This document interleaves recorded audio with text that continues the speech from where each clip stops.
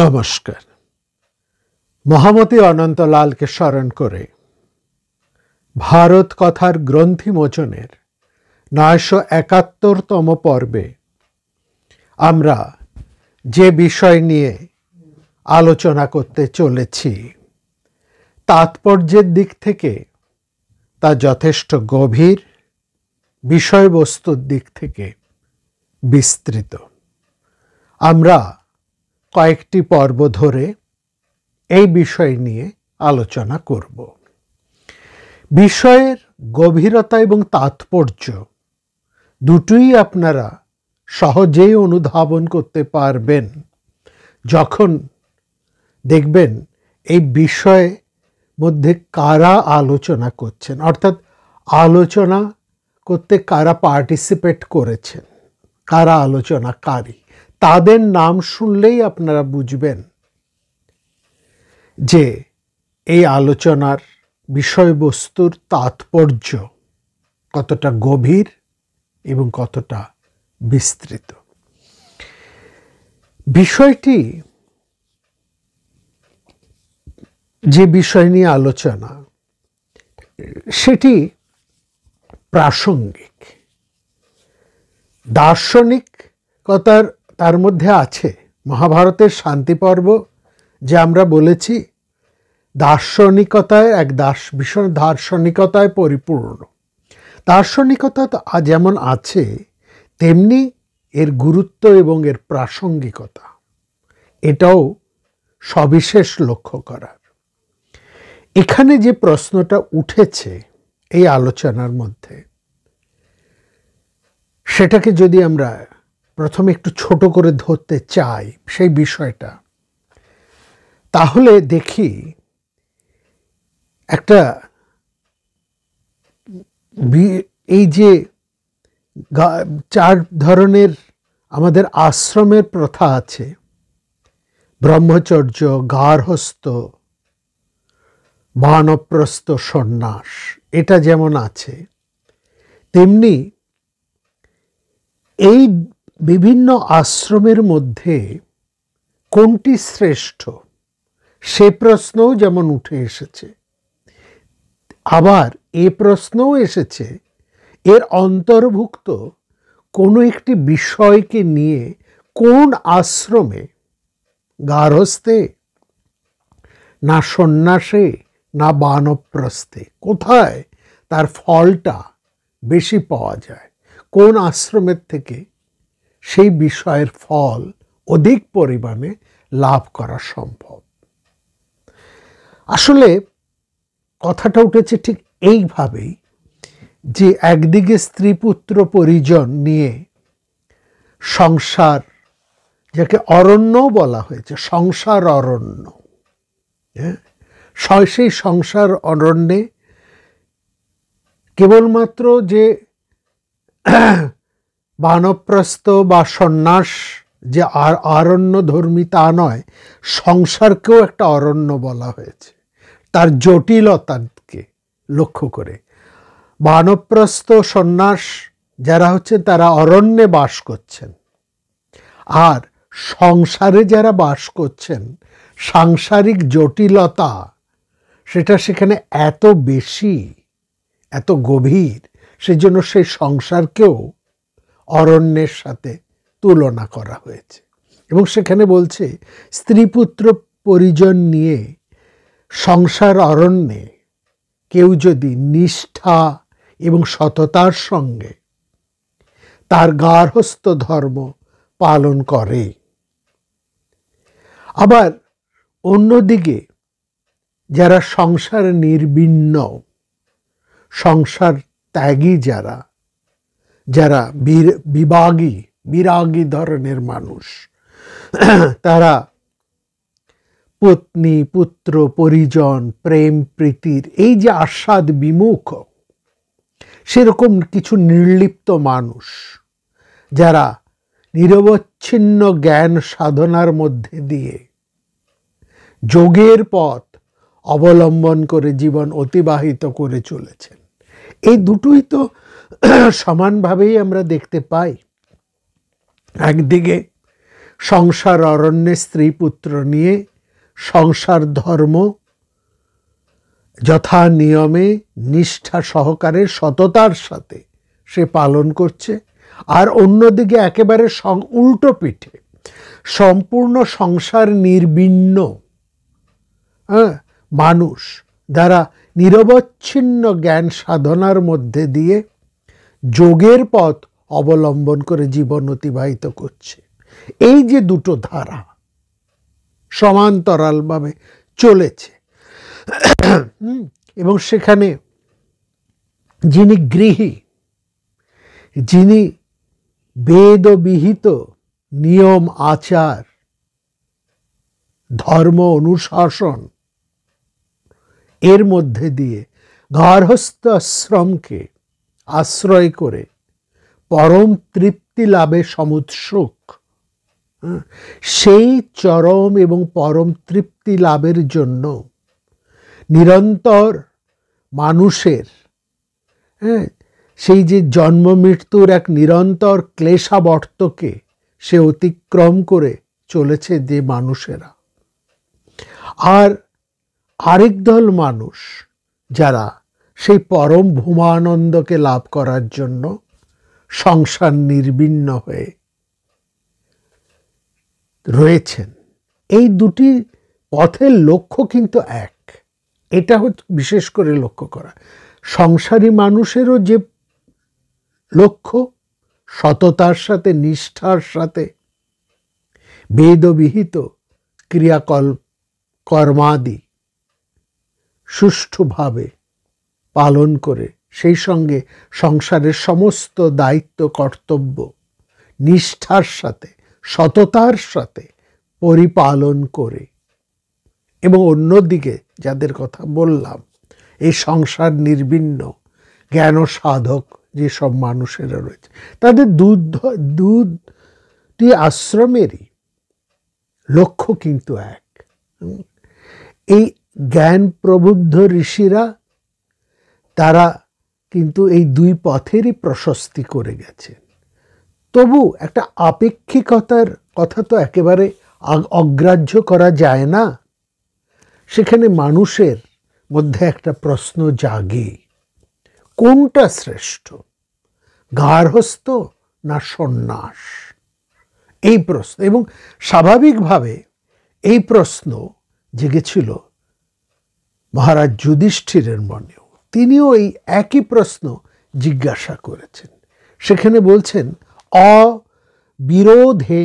অবিরোধেন ভূতানাং যোগ ষডগুণ্য কারকঃ। অবিরোধেন ভূতানাং যোগ ষডগুণ্য কারকঃ ইয়ঃ সদ্বুদ ভাগম ধর্মস্তন্মে ব্রূহি পিতামহ। শুধু এইটুকুই নয়, আমরা আসছি এই কথায়। তিনি আরো বললেন, গার্হস্থস্য চ ধর্মস্য যোগ ধর্মস্য চোভয় অদূর সংস্পৃতিস্তয়ো কিং সৃচ্ছয় পিতামহ। তিনি পরিষ্কার বলছেন, যুধিষ্ঠির পিতামহ ভীষ্মকে জিজ্ঞেস করছেন, সরসজ্জায় শায়িত সেই পিতামহকে বলছেন, এই যে ষাটগুণ্য, এই ষাটগুণ্য মধ্যে যে যোগ ধর্ম রয়েছে এবং সেই ষাটগুণ্য পালন করছে একদিকে গার্হস্থ এবং অন্যদিকে সন্ন্যাস আশ্রমে সংসার নির্বিণ্ণ সেই মানুষেরা। তাহলে সেই ষাটগুণ্যের ফল, এই ষাটগুণ্য কি আমরা সেটাতে, আর সেই ষাটগুণ্যের ফল এই দুই আশ্রম কিভাবে একই রকম ভাবে পেতে পারে, এটাই প্রশ্ন। অর্থাৎ যুধিষ্ঠির খুব পরিষ্কার করে তার পরের কথাতেই বলছেন যে গার্হস্থ চ ধর্মস্য, গৃহস্থ এবং গার্হস্থ চ ধর্মস্য যোগ ধর্মস্য চ উভয়, বলছে গৃহস্থ ধর্ম এবং যোগ ধর্ম, এই দুটোই ধর্ম, এই দুটো ধর্ম পাশাপাশি চলছে একই রকম ভাবে। এই দুটি ধর্মের মধ্যে কোনটা শ্রেয়, কোনটা সাঙ্গা, অদূরে সংপ্রতিস্থয়, যেটা দূরে নয় অদূরে রয়েছে, অর্থাৎ কাছাকাছি রয়েছে, প্রায় পাশাপাশি চলছে। একদিক থেকে সংসারী মানুষেরা, আর ঠিক তাদের পাশাপাশিই চলেছেন সংসার নির্বিন্ন মানুষেরা। এই যে দুটো ধারা, এর মধ্যে কোনটা শ্রেষ্ঠ? এবং তারা এই ষটগুণ্যকার। ষটগুণ্য কি? এই 6টা গুণের কি কি কথা বলা হচ্ছে? ষটগুণ্য হচ্ছে ঐশ্বর্য, বীর্য, শ্রী, যশ, জ্ঞান, বৈরাগ্য। এই হচ্ছে ষটগুণ্য। ঐশ্বর্য, বীর্য, শ্রী, যশ, জ্ঞান এবং বৈরাগ্য। এই যে ষটগুণ্য, এই ষটগুণ্যর শ্রেষ্ঠ ফল কোন আশ্রমে পাওয়া যায়? অর্থাৎ এর মধ্যে গার্হস্থ্য ধর্মের মানুষ, তারাও একই পথে চলেছেন। সংসার নির্বিন্ন মানুষ, তারাও একই পথে চলেছেন।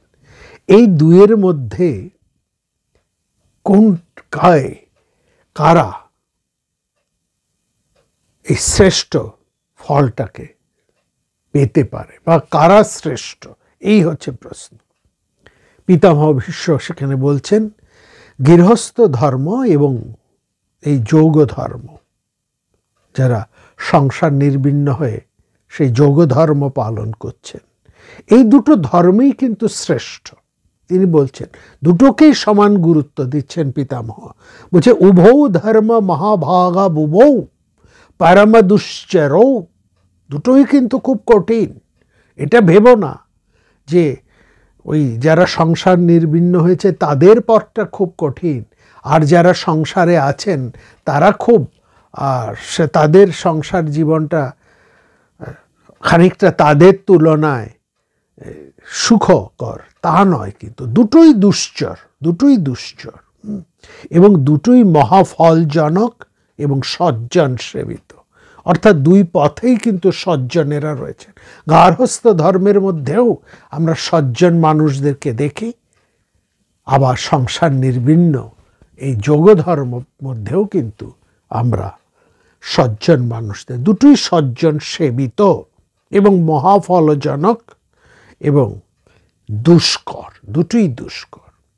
এইখানে যে প্রশ্নটি এসছেন, এসে বলছেন তিনি যে আমি তোমার কাছে এই দুটি ধর্মেরই, অর্থাৎ গার্হস্থ্য ধর্ম এবং যৌগ ধর্মস্থ, গার্হস্থ চ ধর্মস্য যৌগ ধর্মস্য উভয়, দুটোই ধর্ম, এই দুই ধর্মের কথাই আমি তোমার কাছে বলছি। তুমি সেটা মন দিয়ে শোনো, তাহলে তোমার যা প্রশ্ন, সে সংশয়, তোমার প্রশ্নের উত্তর পাবে, তোমার সংশয়ও দূর হবে।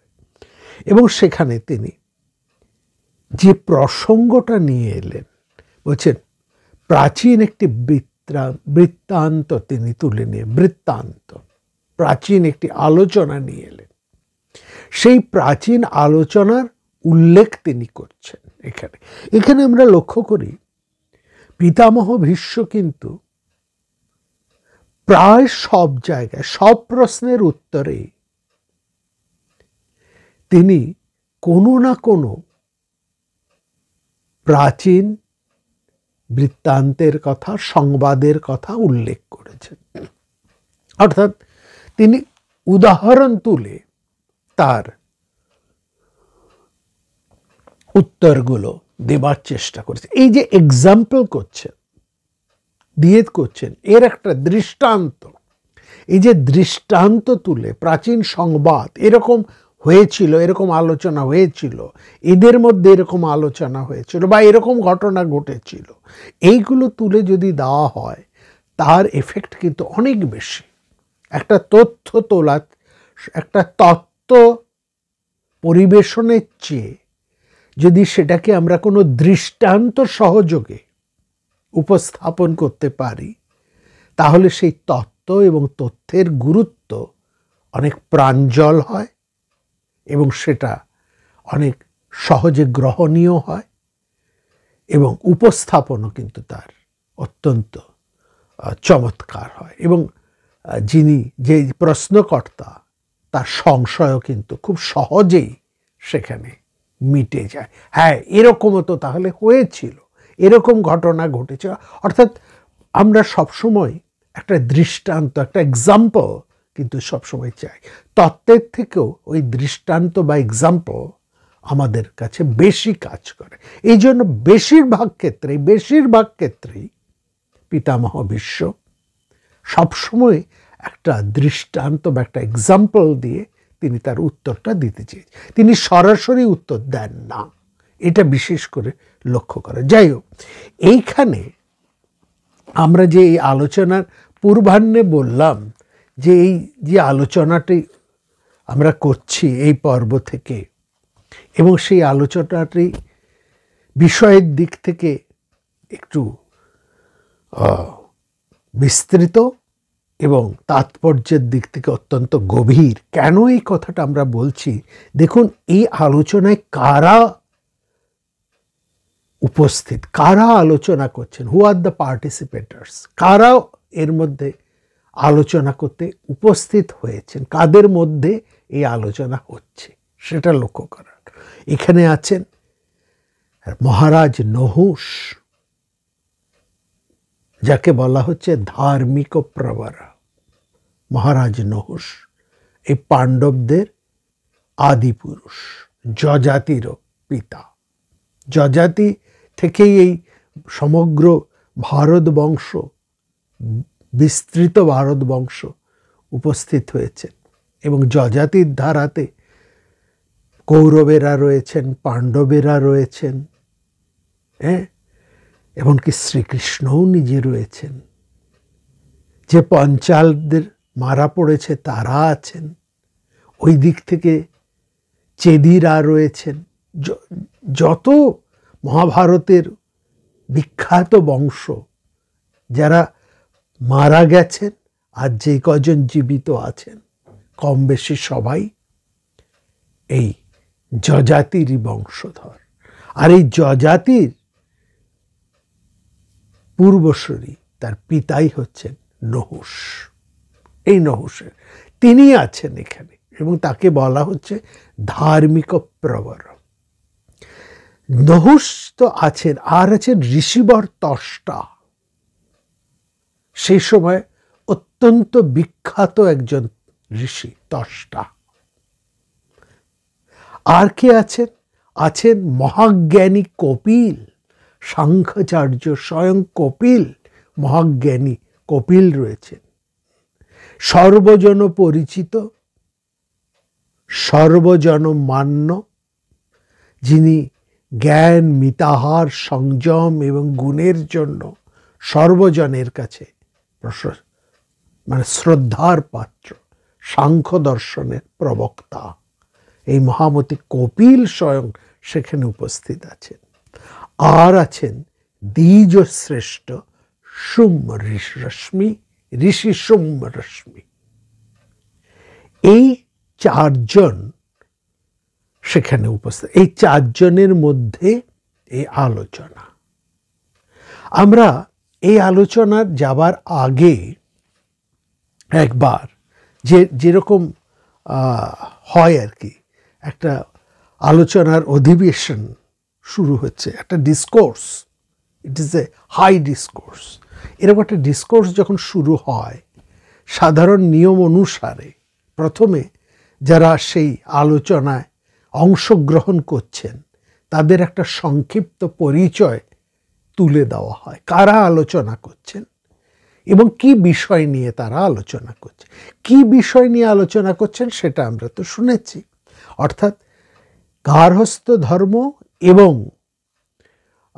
সন্ন্যাস বা যোগ ধর্ম, এই দুই ধর্মের মধ্যে কোনটা শ্রেষ্ঠ? যোগ ধর্মকে অনেক সময় সন্ন্যাস ধর্মও বলা হয়েছে। এই দুই, যেহেতু যোগীরা সংসার নির্বিন্ন মানুষ, সংসারের আসক্তি তারা ত্যাগ করেছেন, সেই জন্য তাদেরকে বলা হচ্ছে সন্ন্যাসী, সেই অর্থেও তারা সন্ন্যাসী।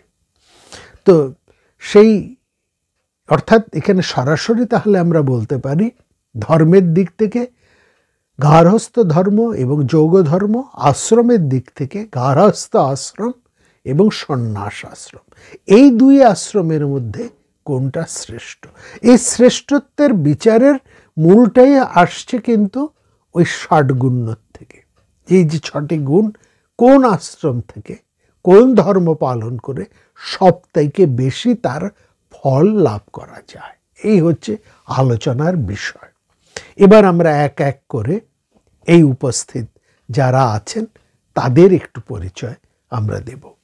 আমরা প্রথমেই পরিচয় দেব মহারাজ নহুষের। কারণ মহারাজ নহুষের পরিচয় আমরা দুটি কারণে দেব। প্রথম কারণ তো খুব স্বাভাবিকভাবেই নহুষের পরিচয় প্রথম দিতেই হবে, কারণ তার সভাতেই, তার রাজসভাতেই এই আলোচনা হচ্ছে। বলা যায় তিনি এই আলোচনার আয়োজক, এও বলা যায়। তার রাজসভাতে এই আলোচনা হচ্ছে, এই হচ্ছে প্রথম কারণ। দ্বিতীয় কারণ হচ্ছে আমরা নহুষের কথা আপনাদের কাছে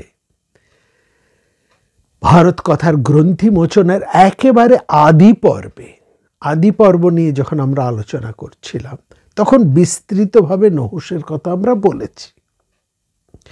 সেই মহাভারতীয় বা পুরাণ পরিচয়ের মধ্যে আমরা আজকে যাব না।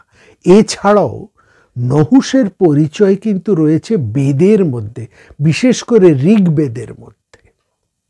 ঋগ্বেদের মধ্যে নহুষের একটা বড়সড় পরিচয় আছে। সেই পরিচয়টা আমরা তখন দিইনি। এখন আজকে আমরা নহুষের সেই পরিচয় আমরা রাখব। এমনিতে আমরা জানি নহুষ হচ্ছেন মহারাজ নহুষ, তিনি চন্দ্রবংশজাত মহারাজ পুররবার পৌত্র, পুত্রের পৌত্র। পুররবার পুত্র হচ্ছেন আয়ু, আয়ুর ঔরসে দৈত্যরাজ সর্বানুর কন্যা প্রভার, বা অনেক জায়গায় তার নাম রয়েছে সর্বানবী, সর্বানুর কন্যা সর্বানবী। তার নাম মহাভারতে বলা হয়েছে প্রভা। তার ঔরসে অর্থাৎ পুররবা এবং প্রভার সন্তান হচ্ছেন নহুষ। নহুষ ছাড়াও তার আরো কয়েকজন ভাই আছে যাদের কথা আমরা বলেছি। বৃদ্ধ শর্মা, বা কোথাও তাকে বলা হয়েছে ক্ষত্র বৃদ্ধ, রজি বা রজ এবং গয় ও অনেনা, এই 4 ভাই। অর্থাৎ নহুষেরা মোটামুটি 5 ভাই। নহুষ এছাড়াও রয়েছেন বৃদ্ধ শর্মা বা ক্ষত্র বৃদ্ধ, এই নামেও পরিচিত তিনি, রজি বা রজ, গয় এবং অনেনা, এই 5 ভাই, তার মধ্যে নহুষ। তো এই নহুষ পরিচয় নিয়ে পুরাণের মধ্যে একটু গোলমাল আছে। পুরাণের মধ্যে সেখানে বায়ু পুরাণে কেউ তাকে আয়ুর পুত্র বলছে, আবার কোনো জায়গায় তাকে বৈবস্বত মনুর পুত্র বলা হয়েছে। আবার কোনো জায়গায় নহুষকে একেবারে সরাসরি পুররবার পুত্র বলা হয়েছে। তো আমরা এত গোলমালের মধ্যে যেতে চাইব না। একটা প্রমাণ আছে আমাদের মধ্যে। আমরা সাধারণত 4টে প্রমাণে বিশ্বাস করি। কোনো সংশয় এলে তার আমাদের সামনে 4টে প্রমাণ। তার মধ্যে একটা হচ্ছে প্রত্যক্ষ প্রমাণ, একটা হচ্ছে শব্দ প্রমাণ, তারপর প্রমেয় এবং অন্যান্য প্রমাণ। তো এই যে শব্দ প্রমাণ হচ্ছে সবচাইতে শ্রেষ্ঠ প্রমাণ, যা প্রত্যক্ষ প্রমাণকেও ছাপিয়ে যায়। এই শব্দ প্রমাণ হচ্ছে বেদ। বেদ যাকে বলবে, শ্রুতি, বেদে যা বলা হবে তা কিন্তু প্রত্যক্ষ প্রমাণের চেয়েও বেশি মান্যতা লাভ করে। ঋগ্বেদের মধ্যে কিন্তু নহুষকে সরাসরি তাকে এত কোনো ঝামেলার মধ্যে না নিয়ে তাকে আয়ুর পুত্রই বলা হয়েছে। সুতরাং মহাভারতেও তাকে আয়ুর পুত্র বলা হয়েছে। আর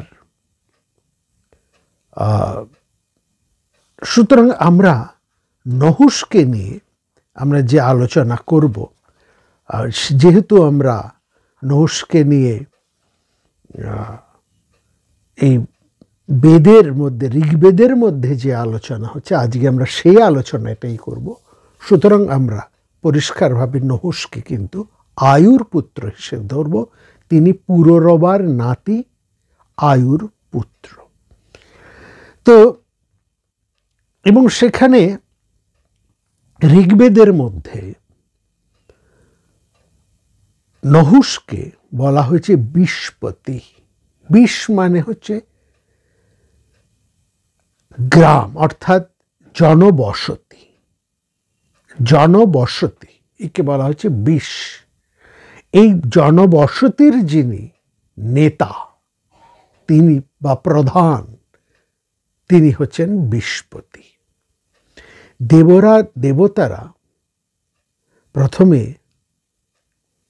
নহুষের সেনাপতি হিসেবে অগ্নিকে নির্বাচন করেছিলেন, এবং নহুষকে মনু যখন রাজা হয়েছিলেন তখন এই নহুষ ছিলেন মনুর ধর্মোপদেষ্টা। ধর্মোপদেষ্টা, এই ধর্ম উপদেষ্টা, ধর্ম শব্দের অর্থ কিন্তু আবার ভুল করবেন না, রিলিজিয়ান নয়। এখানে ধর্ম শব্দের অর্থ হচ্ছে আইন, নীতি, শৃঙ্খলা, রাজনীতি, অর্থাৎ সর্বপ্রকার নীতি। যত ধরনের নীতি হয়, রাজনীতি, সমাজনীতি, অর্থনীতি, যাবতীয় নীতি, হ্যাঁ, শৃঙ্খলা, মান্যতা, বোধ, স্বভাব, এই সব কিছু যিনি উপদেষ্টা, একটা গুরুত্বপূর্ণ পদে তিনি ছিলেন মনুর ধর্ম উপদেষ্টা। অর্থাৎ এখন যেমন শাসকদের আগে উপদেষ্টা থাকে, উপদেষ্টা মণ্ডলী থাকে, যারা মন্ত্রী অমাত্যদের উপরে বসে রাজাকে কি করা উচিত আর কি করা উচিত নয় সে বিষয়ে যারা পরামর্শ দেন। অর্থাৎ সোজা কথায় বলতে গেলে নহুষ ছিলেন এই পৃথিবীর যে রাজা ছিলেন মনু, তার প্রধান উপদেষ্টা। এবং তার উপদেশ মানে তার পরামর্শ দেবার যদি আমরা ক্ষেত্রটা দেখি, তাহলে সেটা দেখি ভীষণ বিস্তৃত এবং খুব গুরুত্বপূর্ণ। ধর্ম উপদেষ্টা অর্থাৎ সর্বপ্রকার নীতি, তিনি কোন সময় কোন নীতি কোন উপায় তিনি গ্রহণ করবেন, কোন সময় তিনি কি করবেন আর কি করবেন না, এই নয় অপনয়ের প্রধান উপদেষ্টা ছিলেন নহুষ। আমরা এই কথাগুলো কেন বলছি নহুষের গুরুত্বটা বোঝাবার জন্য। অর্থাৎ তার এই গুরুত্ব কিন্তু লক্ষ্য করবেন পুরাণে নয়, বৈদিক সমাজে অর্থাৎ ঋগ্বেদের মধ্যে তাকে এই গুরুত্ব দেওয়া হয়েছে। তিনি প্রথমে ছিলেন মনুর উপদেষ্টা, প্রধান উপদেষ্টা, ধর্ম উপদেষ্টা।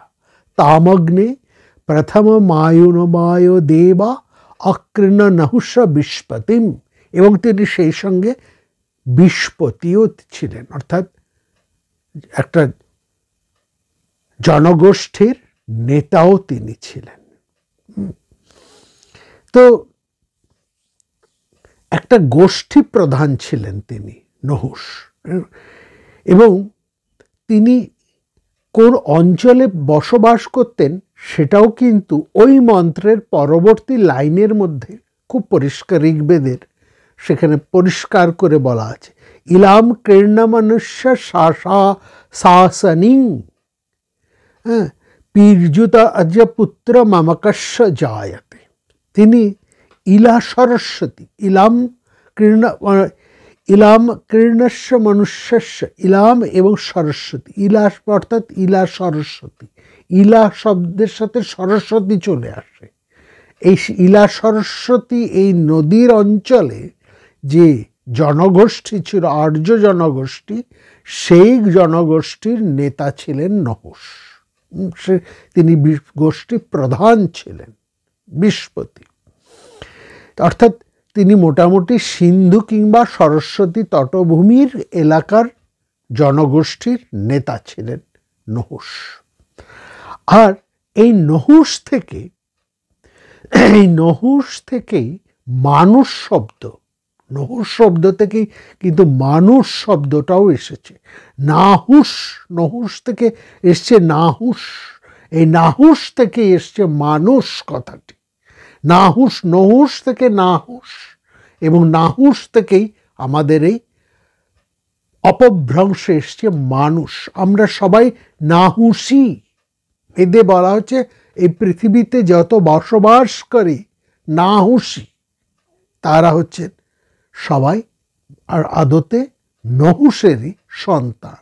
অর্থাৎ সমস্ত মানুষের যিনি প্রধান, তিনি হচ্ছেন নহুষ। এইখানে নহুষের গুরুত্ব। অর্থাৎ সভ্যতার একেবারে প্রথম অবস্থাতেই নহুষের রাজত্বে যারা থাকতেন, সেই সব মানুষেরাই কিন্তু নাহুষ নামে পরিচিত হয়েছেন। অর্থাৎ নহুষের প্রজারাই সবাই নাহুষ নামে পরিচিত। এবং নাহুষ অবস্থাটা খুব চমৎকারভাবে এই ঋগ্বেদের মধ্যে আমরা পাচ্ছি। জয়া দশানর্জানে বৃত্রা করো বজ্রিস্ত সুতুকা নাহুষানি।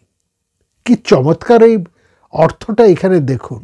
এখানে বলছেন, হে বজ্রধর, তুমি তোমার সম্পত্তির মাধ্যমে, তোমার সম্পত্তি মানে তোমার শক্তি, সামর্থ্য, শক্তি এবং সামর্থ্য দ্বারা দস্যু আর্য সমস্ত শত্রুকেই তুমি অজেয় করে তুলেছ। এখানে নাহুষানি বলতে সমস্ত মানুষকে কিন্তু বোঝানো হচ্ছে। তার মানে এইটার থেকে আরেকটা জিনিস প্রমাণিত হয়, নহুষ যে অঞ্চলের রাজা ছিলেন, প্রধান ছিলেন, যে জনপদের তিনি প্রধান ছিলেন, সেই জনপদ ছিল অত্যন্ত সমৃদ্ধ এবং তাকে বলা হচ্ছে সমৃদ্ধ কেন, সেটাও ঋগ্বেদের মধ্যে বলা হচ্ছে। কোনোটা মন গড়া নয়, সবটাই ঋগ্বেদের মধ্যে রয়েছে। সেখানে বলা হচ্ছে তদাশ্রয়ং যদীন্দ্র নাহুষিষ্বা। বলছেন নাহুষ হচ্ছে প্রচুর অশ্বযুক্ত জনপদের অধীশ্বর। নাহুষ হচ্ছেন ঈশ্বর, অর্থাৎ নাহুষ হচ্ছেন ঈশ্বর স্বরূপ, অর্থাৎ নাহুষ হচ্ছেন রাজা। হ্যাঁ, নহুষ হচ্ছেন সেই জনপদের ঈশ্বর অর্থাৎ রাজা। কোন জনপদের? যদীন্দ্র, সেই জনপদের তিনি ইন্দ্র ছিলেন অর্থাৎ রাজা ছিলেন। তদ যেখানে প্রচুর অশ্ব, অর্থাৎ অশ্ব ছিল তাদের প্রধান সম্পদ। পরবর্তী সময় তারা যখন এই সিন্ধু অববাহিকায় নেমে আসেন, তখন তাদের সম্পদের মধ্যে এসেছে কিন্তু গো অর্থাৎ গাভী। তার আগে তারা যখন ঘুরে বেড়াতেন, যখন তাদের একটা স্থিত হননি, তারা খাদ্যের অন্বেষণে তারা যখন এক জায়গা থেকে এক জায়গায় ঘুরে বেড়াতেন, চড়ে বেড়াতেন, তখন তাদের প্রধান সম্পদ ছিল কিন্তু অশ্ব। কার কত অশ্ব, সেই অশ্ব দিয়েই সেই রাজার সম্পদ ক্ষমতাকে পরিমাপ করা হতো। পরবর্তী ক্ষেত্রে এটা এসেছে গো সম্পদে। হ্যাঁ, সেটা অনেক পরবর্তী সম্পদে, যখন তারা একটা নদীর অববাহিকায় সরস্বতী, সিন্ধু, গঙ্গা ইত্যাদি অববাহিকায় তারা যখন নেমে আসে, তখন আর তাদের অশ্বের এত প্রয়োজন হয়নি যুদ্ধক্ষেত্র ছাড়া। তখন তাদের প্রয়োজনীয় যে সম্পদ ছিল সেটা হয়ে দাঁড়িয়েছে গাভী, গো। কিন্তু তার আগে ছিল অশ্ব। এবং এইটার লক্ষ্য দেখবেন মহাভারতের মধ্যে অনেক কাহিনী আছে, বিশেষ করে মাধবীর যে কাহিনী, যযাতি কন্যা মাধবীর যে কাহিনী, সেখানে কিন্তু ওই প্রচুর অশ্বের প্রয়োজনেই মাধবীকে কিন্তু ব্যবহার করা হয়েছিল। অর্থাৎ সেখানেও গুরুত্বপূর্ণ হচ্ছে এই অশ্বের ব্যাপারটা, এটা। সুতরাং এই যে নাহুস অর্থাৎ মানুষ, সমগ্র মানুষ যারা নহুষের জনপদে থাকতেন, তারা ছিলেন খুব ধনী এবং তাদের ছিল প্রচুর অশ্ব। অর্থাৎ প্রচুর অশ্বযুক্ত একটা সমৃদ্ধ জনপদের অধীশ্বর ছিলেন নহুষ। আমরা নহুষের কথাটা অনেকটা দীর্ঘ করে আপনাদেরকে বললাম এই গুরুত্বটা বোঝানোর জন্য। এবং সেখানে আমরা দেখছি নহুষের নাম একটা শক্তিমান রাজা হিসেবেও কিন্তু ঋগ্বেদের মধ্যে ব্যবহার করা হয়েছে। এবং ঋগ্বেদের বেশ কিছু মন্ত্রের মধ্যে, অন্তত 2-3টি মন্ত্রের মধ্যে আমরা দেখছি একজন রাজা যিনি রাজকীয় ক্ষমতায় এবং প্রজা কল্যাণের জন্য বিখ্যাত, তিনি কিন্তু নহুষ বলে পরিচিত করা হয়েছে। এবং সেখানে অগ্নি, তিনি হচ্ছেন এই নহুষের একজন পরামর্শদাতা, তার রক্ষাকর্তা। এবং সমস্ত মানুষেরা অগ্নির মতনই, অগ্নি যেমন সাধারণ মানুষের কাছে গুরুত্বপূর্ণ, অগ্নির অস্তিত্ব যেমন মানুষের কাছে গুরুত্বপূর্ণ তার বেঁচে থাকার জন্য, তার জীবন ধারণের জন্য, ঠিক একই রকম গুরুত্বপূর্ণ হচ্ছেন কিন্তু মহারাজ নহুষের অস্তিত্ব। অগ্নি এবং নহুষ এখানে সমার্থক হয়ে গেছে। অগ্নিং বিষ ইলায় মানুষী ইয়া অগ্নিং মানুষ নহুষ বিজাতা। অর্থাৎ যারা সমস্ত সেই মানুষেরা, তারা যেমনভাবে অগ্নি স্তব করছেন, একই রকমভাবে তারা নহুষেরও স্তব করছে। এই হচ্ছে নহুষের প্রতিষ্ঠা। নহুষ পরবর্তী সময়ে আমরা দেখেছি পুরাণে তিনি ইন্দ্রপদ লাভ করেছেন এবং সেখানে তার পতনও ঘটেছে। এই কাহিনীর মধ্যে আমরা যাব না, সেটা মহাভারতের মধ্যে আছে।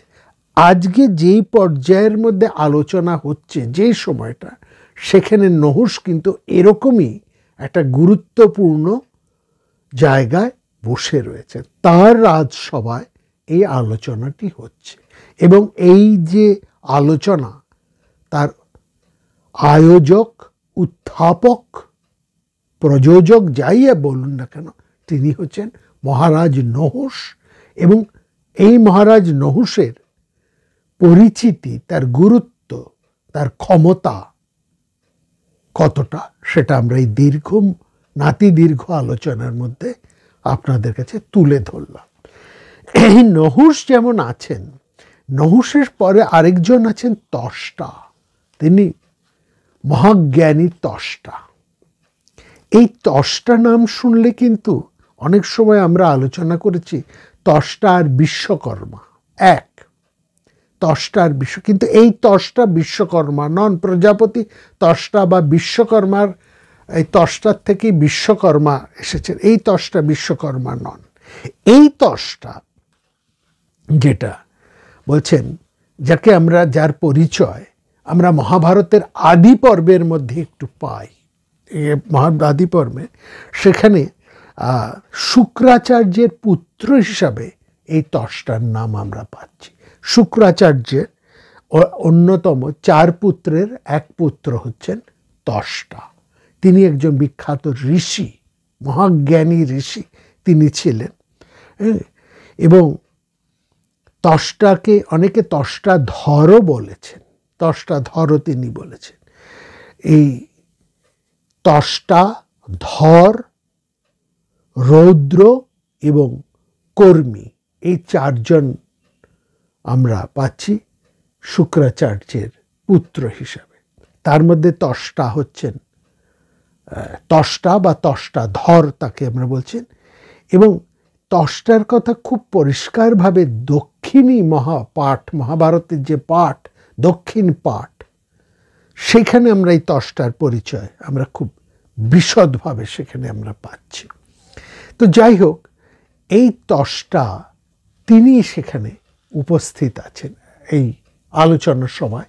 একজন হচ্ছেন ত্বষ্টা, নহুষ আছেন, ত্বষ্টা আছেন, আর আছেন মহর্ষি কপিল।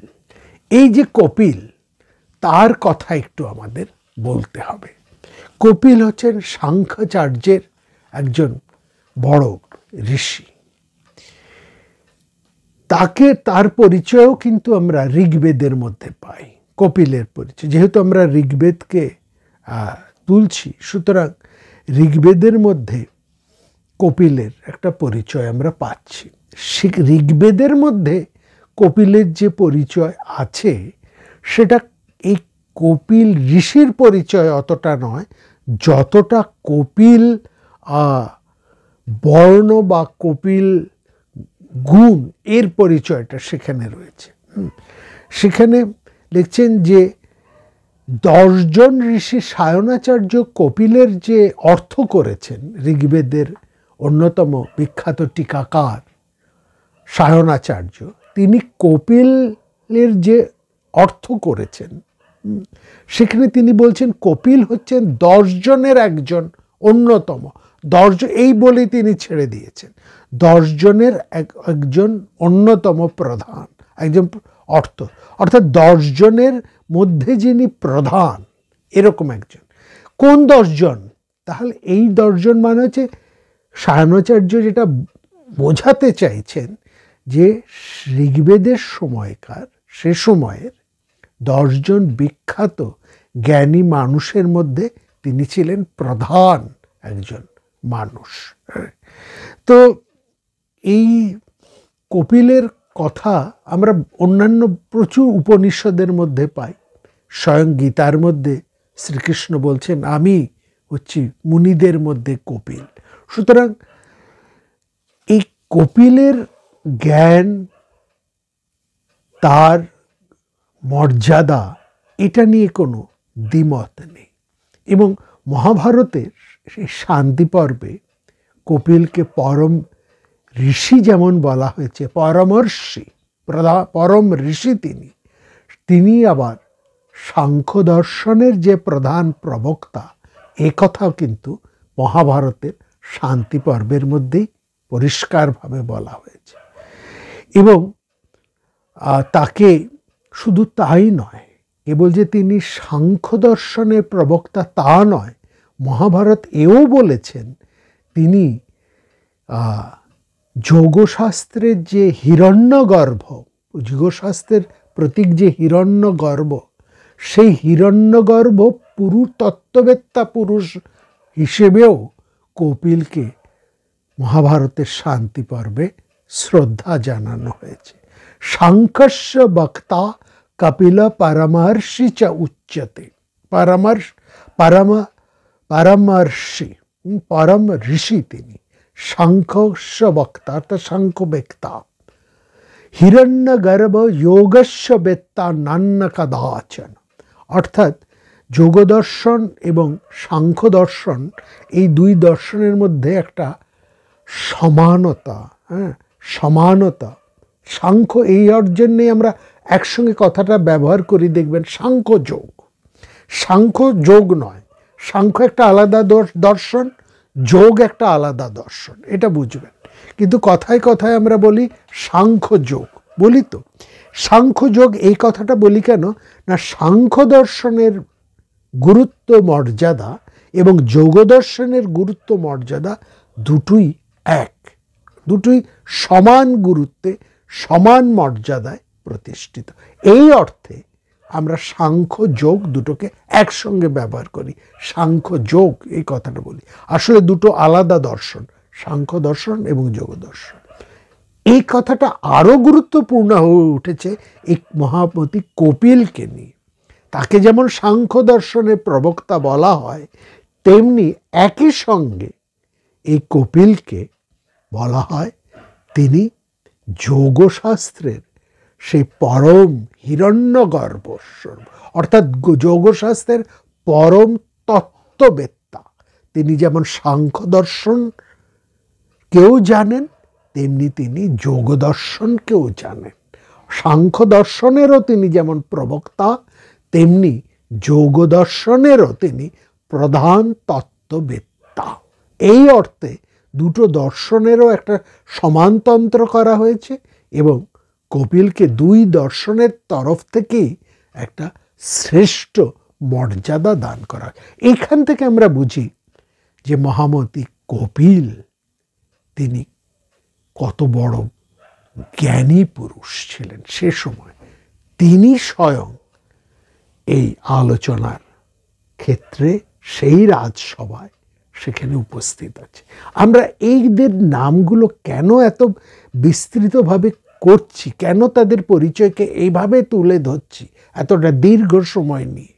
কারণ একটাই, যে আলোচনাটা আমরা করতে যাচ্ছি তার গুরুত্ব, তার ভারার্থ, তার গভীরত্ব খানিকটা আপনাদের কাছে তুলে ধরার জন্য এই বিষয় নিয়েই আমরা কয়েকটি পর্বে আসব, ধীরে ধীরে আসব।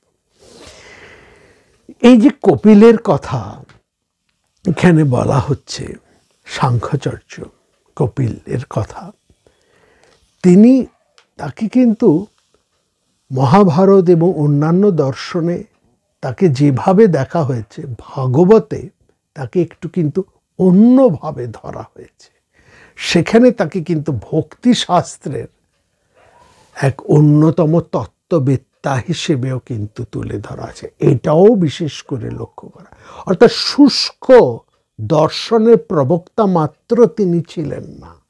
সাংখ্য যোগের, সাংখ্য হচ্ছে নিরেশ্বরবাদী, লক্ষ্য করবেন, যোগ আবার এদিকে তিনি ভক্তিশাস্ত্রেরও অন্যতম প্রবক্তা। ভাগবত কপিলকে পরম শ্রদ্ধা সহকারে তার নাম উচ্চারণ করেছেন এবং সেখানে বলা হচ্ছে তিনি বিষ্ণুর পঞ্চম অবতার, ভাগবত পুরাণ বলছে। তাহলে কপিলের জ্ঞানের বিস্তারটা, জ্ঞানের পরিধিটা কতখানি, কত দিক, এটা শুধু বোঝার। তিনি নিরেশ্বরবাদী সাংখ্য দর্শনের প্রবক্তা, তিনি যোগ দর্শনের অন্যতম প্রধান প্রবক্তা। তার মতন যোগ দর্শনের বড় ব্যাখ্যাকর্তা আর কেউ নেই। একেবারে যোগ দর্শনে তাকে স্বয়ং এ কথা বলা হচ্ছে। আবার ভাগবত পুরাণে বলা হচ্ছে তিনি স্বয়ং বিষ্ণুর পঞ্চম অবতার এবং তিনি তার ভাগবত পুরাণ বলছেন তার জন্ম হয়েছে এই মহর্ষি কপিল, পরমের্ষি কপিল, ভগবান কপিলের এই যে অবতারত্ব, তাকে একেবারে অবতার বলা হচ্ছে কপিলকে। বুঝছেন, তার যে জন্ম হয়েছে ধর্ম এবং জ্ঞান প্রতিষ্ঠার জন্য। ধর্ম হচ্ছে সাংখ্য দর্শনের জ্ঞান, এই জ্ঞান হচ্ছে সাংখ্য দর্শনের জ্ঞান যা কপিলের মধ্যে দিয়ে প্রচারিত হয়েছিল। এই জ্ঞান কপিল তিনি তার প্রধান শিষ্য আসুরিকে দিয়েছেন। আমরা এই মহাভারতের শান্তি পর্বে কপিল আসুরি এই আলোচনা করেছি, সেখানে আপনাদের নিশ্চয় মনে আছে। এবং সেখানে আরো পরিষ্কার করে বলা হচ্ছে তিনি হচ্ছেন স্বয়ং বিষ্ণুর অবতার। এবং সাংখ্য যোগ এই উভয় দর্শনের প্রধান প্রবক্তা হিসেবেও কিন্তু ভাগবত এক বাক্যে তাকে স্বীকার করেছে। অন্যান্য জায়গায় দেখুন বলা হচ্ছে, একটুখানি বোঝার চেষ্টা করুন, সাংখ্য দর্শনের প্রবক্তা, যোগ দর্শনের প্রধান তত্ত্ববেত্তা, এই অবধি আমরা শুনেছি। ভাগবত কিন্তু এক ধাপ এগিয়ে গিয়ে বলছেন, তিনি যেমন যোগ এবং সাংখ্য যোগ দর্শনের প্রবক্তাই তাকে বলছেন ভাগবত পুরাণ, এবং সেই সঙ্গে তিনি বলছেন তার মাধ্যমে যেই কপিল, যিনি সাংখ্য যোগ দর্শনের প্রবক্তা, তার মুখ দিয়েই, তার মাধ্যমে ভগবান শ্রীহরির ভক্তি ও মাহাত্ম্যের কথা এই সংসারে প্রচারিত হয়েছে। সুতরাং এটা বুঝতে পারছেন এই কথাগুলো আমরা কেন বারবার তুলে আনছি, অর্থাৎ এই যে ঈশ্বরাবতার কপিলের গুরুত্বটা সে সময় কোথায়, কত বড় মাপের মানুষ তিনি, তার জ্ঞানের কি বিচিত্র ধারা, সাংখ্য দর্শন, যোগ দর্শন, ভক্তি মার্গ, তিন পথেই তিনি প্রধান। ত্রিবেণী, যেন জ্ঞানের ত্রিবেণী ধারা তার মধ্যে দিয়ে অপূর্বভাবে বয়ে চলেছে। এরকম এক বিরাট পুরুষ সেই আলোচনা সভায় রয়েছেন। উপস্থিত আছেন বিরাট এক রাজা, যাকে অগ্নির সাথে সমার্থকভাবে তুলনা করা হয়। মানে মর্তে অগ্নির যা গুরুত্ব, মহারাজ নহুষের সেই একই গুরুত্ব। এমনই এক মহারাজ, যার সভায়, যার উপস্থিতিতে এই আলোচনা চলছে, সেখানে আছেন স্বয়ং ত্বষ্টা, শ্রেষ্ঠ শুক্রাচার্যের অন্যতম পুত্র, জ্ঞানীবর ত্বষ্টা ঋষি, তিনি আছেন। উপস্থিত আছেন মহামতি কপিল, যিনি সাংখ্য, যোগ এবং ভক্তি দর্শনের অন্যতম শ্রেষ্ঠ প্রবক্তা। আর আছেন শুম্রশ্মি ঋষি, শুভরশ্মি। এই শুম দন্তস্বয় দীর্ঘ, দন্তস্বয় জফলা দীর্ঘ, সু আর নশুন শব্দের অর্থ হচ্ছে সূর্য। দন্তস্বয় জফলা দীর্ঘকার, দন্তন শুন এই শব্দের অর্থ হচ্ছে ন, দন্তস্বয় জফলা দীর্ঘ দন্তান্ন, শুন শব্দের অর্থ হচ্ছে সূর্য। শুম্ম এই শব্দের অর্থও কিন্তু সূর্য, তার রশ্মি। এই শুম্ম রশ্মি ঋষি, সেখানে অন্যতম দ্বিজশ্রেষ্ঠ এই ঋষি সেখানে উপস্থিত আছেন। তিনি হচ্ছেন এই যে আলোচনা হবে, যে আলোচনা আমরা শুনব, সেই আলোচনার অন্যতম এবং বলা যায় প্রধান আলোচনাকারী। তার সাথেই মূলত ঋষি শ্রেষ্ঠ, জ্ঞানী শ্রেষ্ঠ কপিলের একটা কথা বা আলোচনা হবে।